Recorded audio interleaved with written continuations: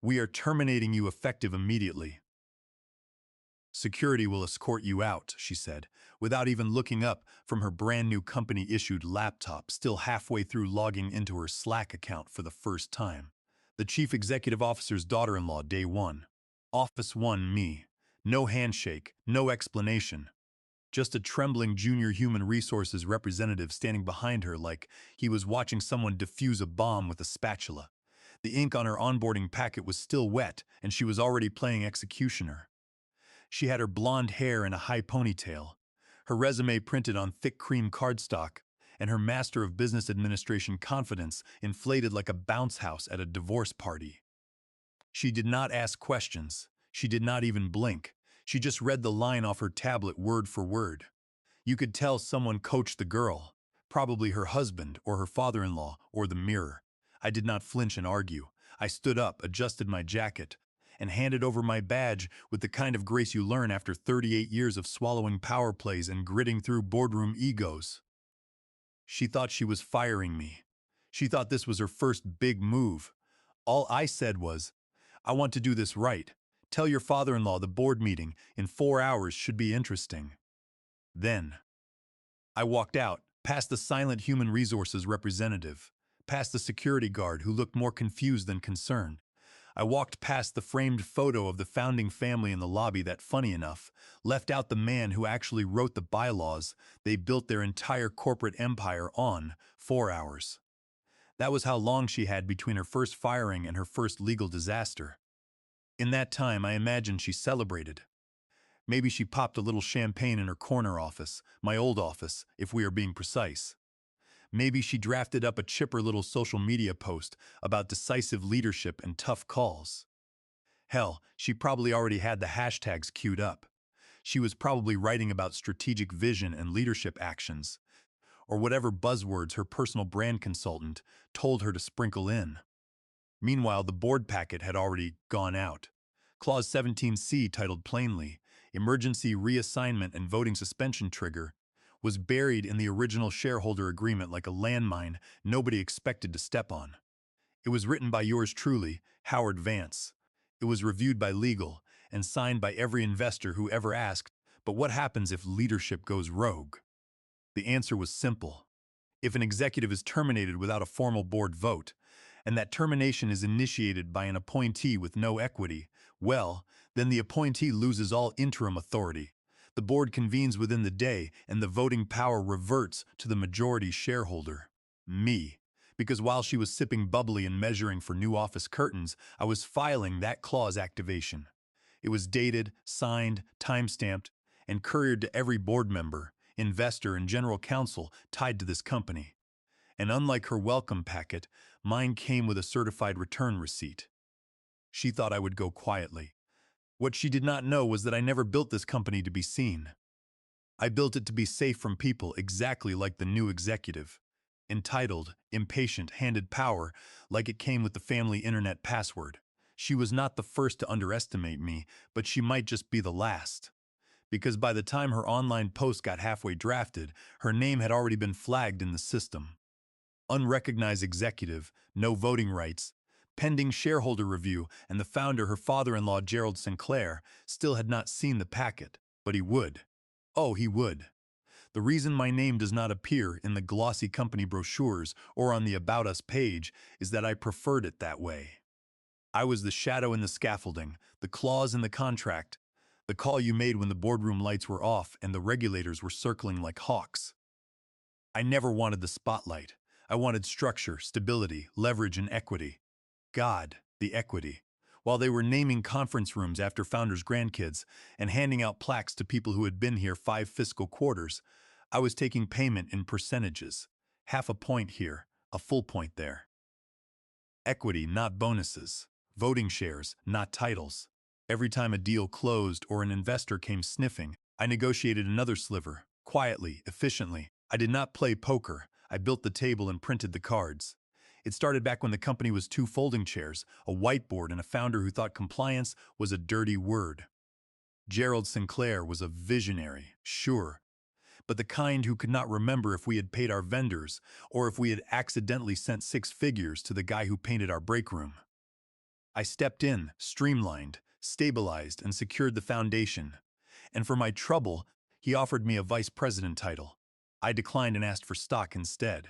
You would rather own the ceiling than sit under it, he joked. Exactly, I said. By year 3, I was sitting on 22%.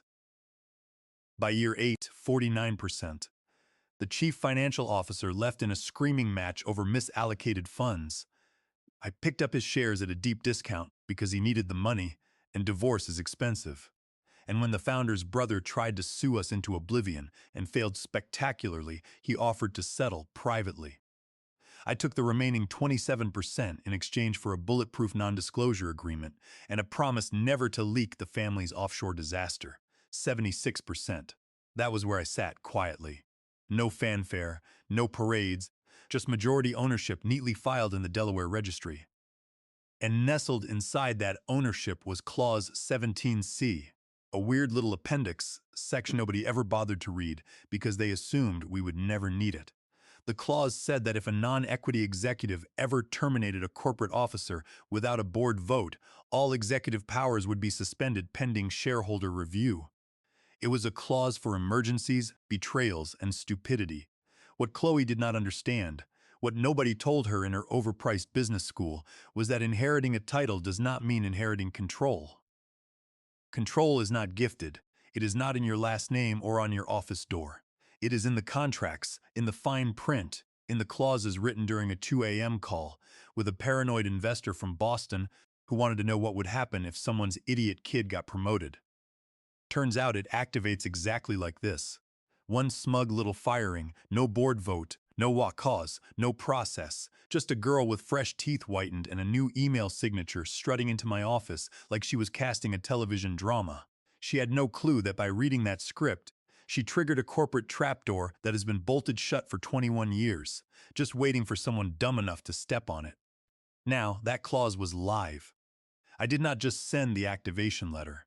I sent a full legal packet, shareholder statements, equity breakdown, archived email approvals, timestamped documents, notarized copies, and even included her little termination memo, signed and dated, complete with its grammatical errors and human resources cosign.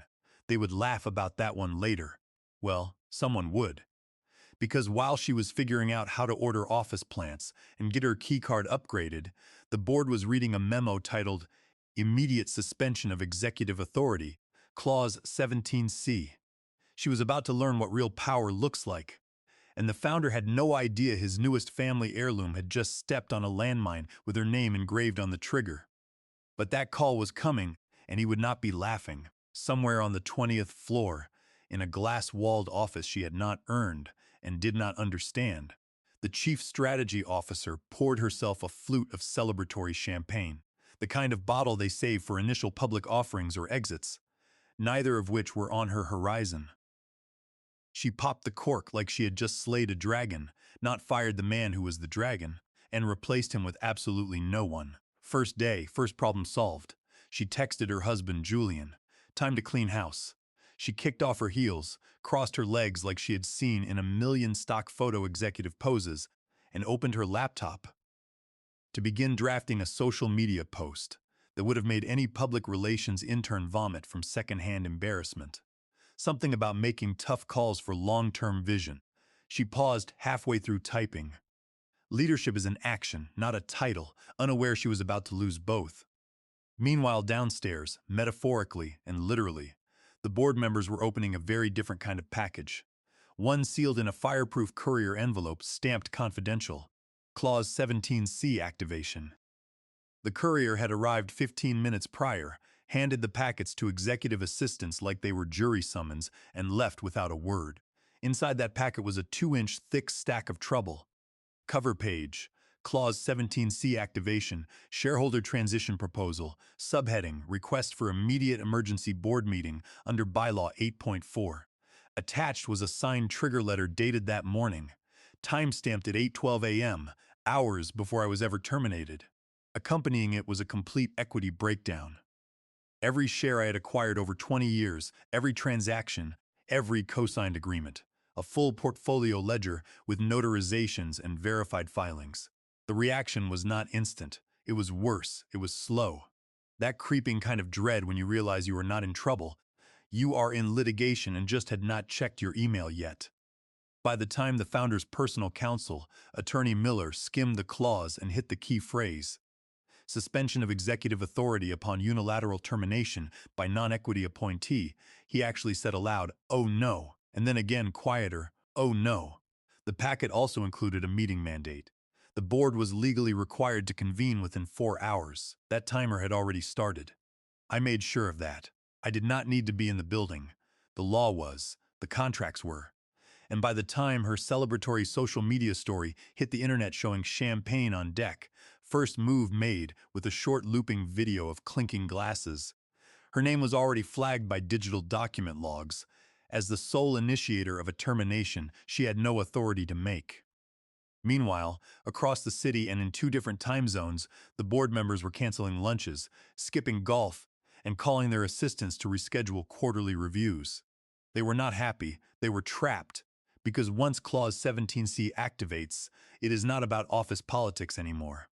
It is about fiduciary duty, voting rights, regulatory exposure, their personal assets, and their names on filings they never reviewed. This was not some family spat. This was a legally binding reversion of control, and there, in black and white, was the number they had not thought about in years: 76% majority shareholder. Voting control. Clause trigger. Emergency recall of all executive appointments made in the last 48 hours. Immediate revocation of non-board sanctioned authority. My authority was reinstated the moment hers was voided. And let us not forget the cherry on top. The clause was not just real, it was irreversible once filed. That little fact had been added during a very specific investor scare years ago. They wanted assurance that if someone did go rogue, they could not undo the emergency meeting with a panicked apology and a retracted memo. There was no take-back button. So, while she strutted through the hallway with her little clipboard and tried to figure out how to access the internal financial systems, the boardroom chairs were already being filled. The founder had not arrived yet, but his phone had buzzed 3 times, and both times he ignored the screen. The third time he picked up and everything changed. Gerald Sinclair was mid-backswing on hole 11 at the country club he half-funded, chewing a cigar that matched his tan and his ego when the first call came in. He ignored it. He was playing golf with 3 other prominent developers in the city, boasting about how he had finally modernized his corporate structure. He told them he had put fresh blood into the executive offices, placing his brilliant daughter-in-law Chloe in charge to sweep away the old relics, who kept dragging the company down with endless compliance reports and cautious financial warnings. He was feeling untouchable. The second call came in, and he ignored that one too, muttering something about the impatience of the office staff. It was not until the third ring, persistent and sharp, from his general counsel's personal line, that he grunted, dropped the club, and snapped, "This better be good." What followed was not good. It was not even bad. It was catastrophic. "I need you back at headquarters," Attorney Miller said, his voice flat and tense. "I am on the course now, Miller. What is it? Why?" he barked. "You need to hear this in person." She signed something. Click. The line went dead. Gerald Sinclair did not finish the round. He did not tip the caddy, and he did not even change out of his cleats. He just stormed to his luxury sport utility vehicle, threw his clubs in the back, and slammed the door. He made it back to the office in under 15 minutes, a new speed record for someone who usually required 2 assistants and a valet just to get through the front door. During the drive, he tried calling his son Julian, Chloe's husband, but Julian did not pick up. He tried calling Chloe directly, but her line was busy, likely because she was already celebrating her new domain. When he arrived at the 20-story glass tower that housed our headquarters, the atmosphere was suffocating. Legal was waiting. So was his chief financial officer, one trembling junior assistant, and a half-full conference room where nobody was smiling anymore. The general counsel did not waste time. He just opened a leather folder, took a deep breath, and read, "Per Clause 17C of the amended shareholder agreement, any executive termination carried out by a non-equity appointee without prior board vote shall result in immediate revocation of all interim leadership authority." suspension of C-suite appointments made within the past 48 hours, and automatic deferment of executive control to the majority shareholder, pending emergency board review. The founder froze. For a second, he looked like he had not heard English. He stared at the documents, then at the lawyer, then back at the documents.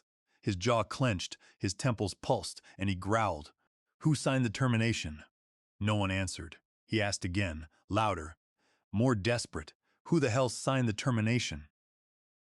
The chief financial officer swallowed hard, his eyes flicking to the junior assistant who looked like she might vomit into her tablet. Finally, Attorney Miller responded, flat and unforgiving, "Your daughter-in-law, Chloe, alone." The silence in that room was surgical. Gerald Sinclair blinked once, slowly, then again. The color drained from his face like someone had pulled a plug behind his ears. "She does not have sign-off authority," he said, as if saying it aloud could somehow roll back the clock and erase her signature. "No," the attorney said. "She does not. She never did. She was appointed chief strategy officer by you, but she was never ratified by the board, and she holds zero equity in this company. Her authority is entirely derivative, which means under Clause 17C, her unilateral termination of a corporate officer is invalid and illegal. It violates Delaware General Corporation Law regarding unilateral actions of non-board-approved officers and constitutes a clear breach of fiduciary duty. She has exposed the board to massive federal regulatory liabilities." The founder ran a hand over his mouth, pacing the length of the long boardroom table, muttering under his breath, "Jesus, this is a misunderstanding. I will talk to my daughter-in-law. We will rescind." The lawyer did not let him finish. "There is no rescind, Gerald. The clause is live. It has been triggered. The paperwork was filed before the termination was executed, time-stamped, notarized, and distributed to all investors. You have got 3 hours left before the emergency meeting begins. The Boston investors are already demanding answers, and they are not happy about the sudden risk exposure." "But she is family," Gerald Sinclair tried, his voice cracking slightly.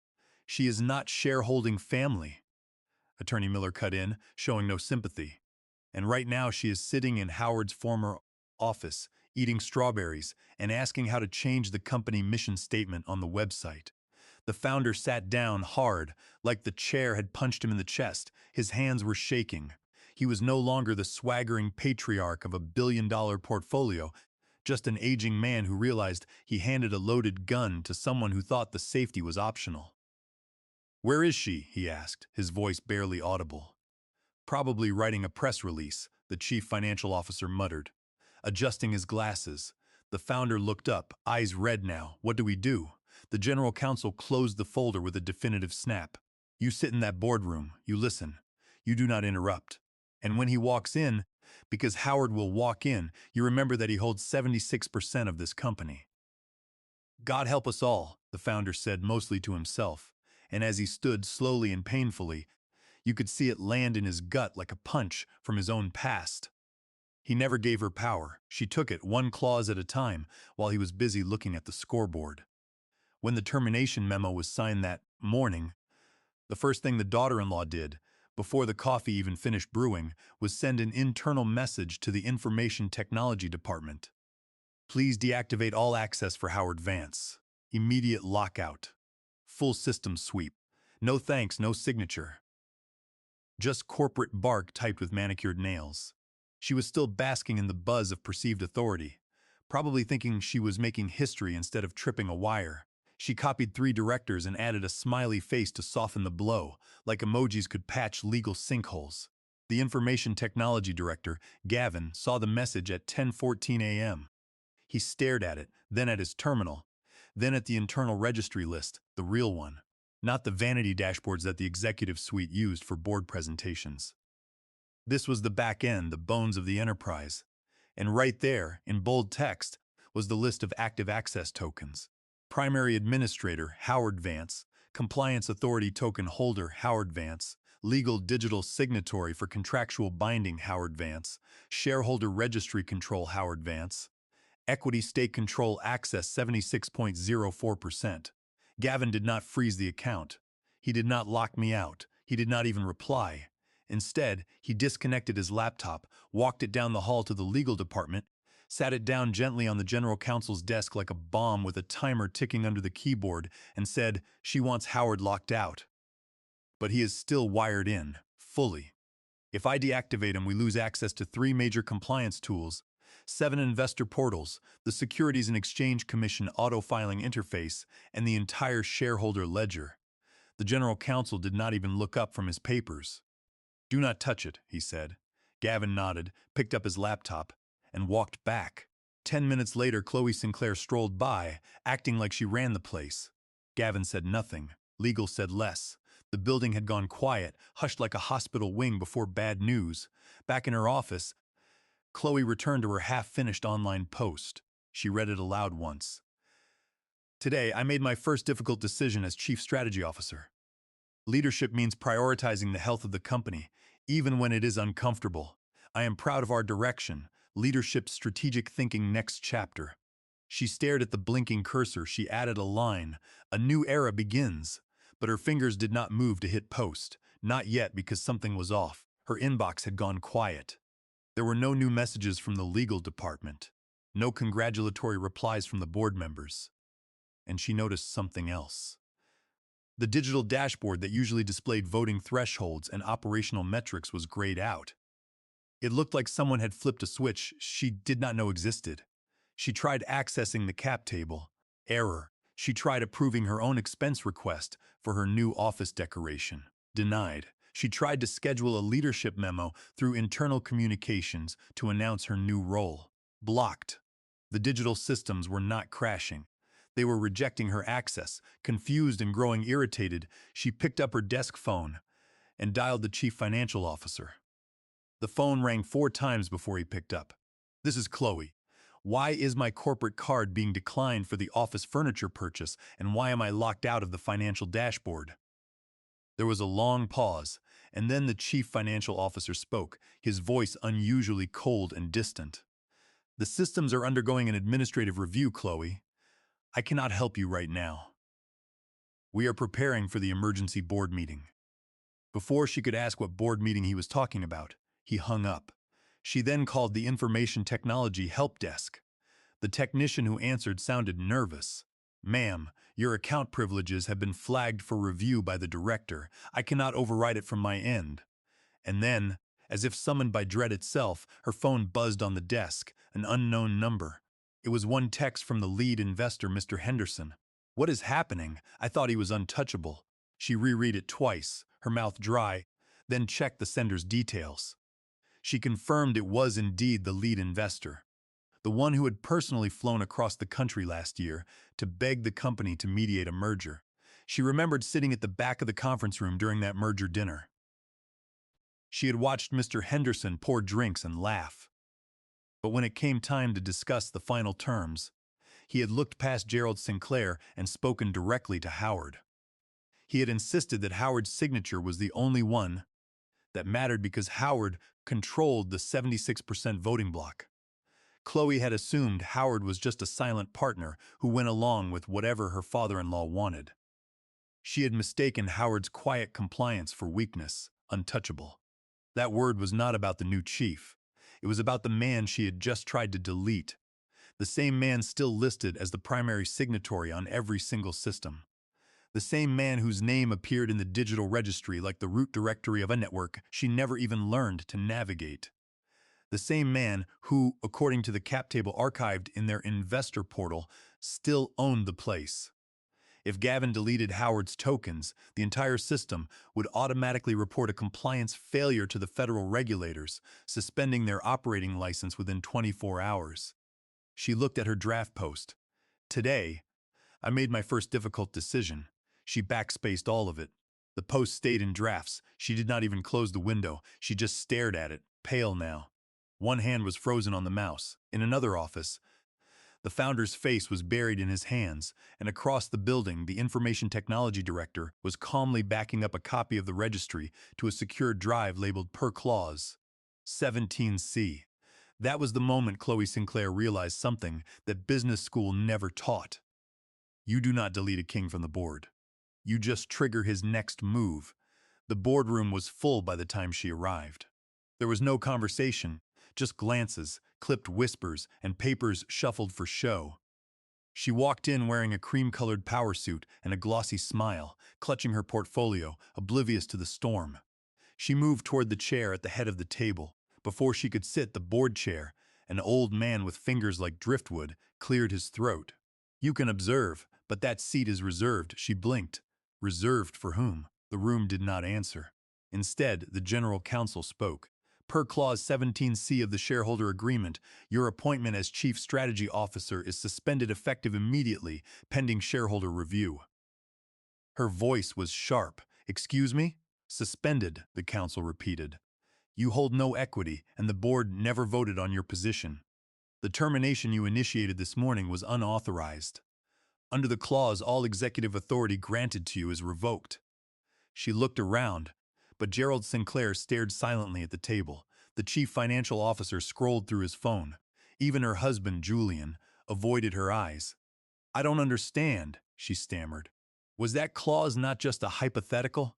The legal advisor adjusted his glasses. "It is in effect. It was activated with proper documentation this morning, time-stamped and notarized before your action was initiated." She tried to laugh. "Who even triggered it?" No one answered. Finally, the chair leaned back. "He did," the chair said simply. "The man you tried to erase." At exactly 3:59 p.m., the door handle turned. You could feel the room tense like a live wire. Nobody spoke. Even Chloe stopped fiddling with her pen. I walked in at 4 o'clock on the dot. There was no rush and no fanfare. I wore the same black suit they had seen me in 1,000 times before. It was not flashy or loud, but unmistakably mine. I did not smile, I did not nod, and I did not ask permission. I walked straight to the head of the table, the seat the founder had not touched since the claws landed like a guillotine, and placed a leather folder in front of me. I did not sit. I opened it and read. My voice was calm, not theatrical or emotional, just stating facts. "As majority shareholder," I said, "I formally request a binding vote to rescind all C-suite appointments made in the past 48 hours pending shareholder review." The words hit like bricks. No reaction at first, just silence, as if the room had swallowed its own breath. Then the chair cleared his throat. "Motion received, logged, and will be entered into record for immediate consideration." Still, no one moved. Gerald Sinclair did not speak. He did not even lift his eyes. He just sat there, his back hunched, staring at the glass pitcher. Chloe looked like she might faint. Her mouth opened, but no sound came out. Her hands trembled. The lawyer confirmed the filing. Clause 17C empowers majority shareholder authority to override interim executive decisions pending board verification. A vote may proceed. The chair. Motion is live. Board will reconvene privately for confirmation. You will be informed of the results by close of business. "I will stay," I said. "Not a request, not a threat, just a statement of fact." "No," I said when someone asked if I wanted to sit. "I will stand." The founder finally spoke, a whisper. "You set this up." My eyes locked onto Gerald's. "I protected what you handed to children." The boardroom cleared slowly. No eye contact, no chatter. Just quiet chair scrapes and shuffling folders.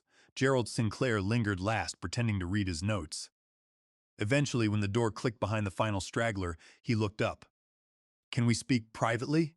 he asked. I gave the faintest nod and walked to a small adjoining room. He followed slowly. I did not sit. He did. He finally broke. "I don't know what to say." "You don't need to say anything," I said, my voice even. "You need to choose." I opened the folder one last time, sliding 2 sheets across the table, side by side. Left page, buyout proposal. Purchase of my 76% stake at 12 times current valuation. Clean. No litigation. Right page, reorganization terms. I remain majority shareholder and become executive chairman. Immediate restructuring of the entire executive team. Departmental audits, asset tracebacks, no more nepotism, no more ceremonial titles. I take the reins publicly. He stared at both sheets. "I need time," he murmured. I did not blink. "You had time." "I never meant for it to get like this," he said weakly. I tilted my head. "Then you should have read what you signed." He reached for the buyout sheet. "How long do I have?" "You will get the formal offer tonight. 24 hours. Then I turned, leaving the reorganization proposal where it lay. As I reached the door, I stopped. One more thing.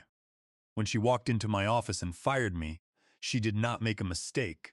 She made a choice. The next morning, the building felt different. The founder did not show. Instead, his resignation email went out 10 minutes before the meeting. Chloe Sinclair arrived at 8:48 a.m. Her badge did not beep when she tried to enter the main conference floor. A security guard approached her gently and offered to escort her out. She did not fight it. She just handed over her badge, her company phone, and the keys. As they walked her past the reception desk, she glanced up at the digital wallboard. It had already been updated. Top line, Executive Chairman Howard Vance. The new executive team gathered at 9 o'clock sharp. I walked straight to the head of the table. This time, I sat. We began with C-suite role audits and equity realignment. The meeting ended on schedule. I gathered my folder and walked down the hallway. I passed the information technology office, where Gavin gave me a thumbs up. Admin rights restored, he said. I reached the lobby, stopped at the reception desk, and set my folder down with a smile. Tell them I will need new badge access, I said. Preferably something with a gold chip. Then I picked up my things and walked out. Power did not come from a title or a nameplate. It came from knowing the wiring inside the walls and the rules everyone else forgot. And now, everyone remembered.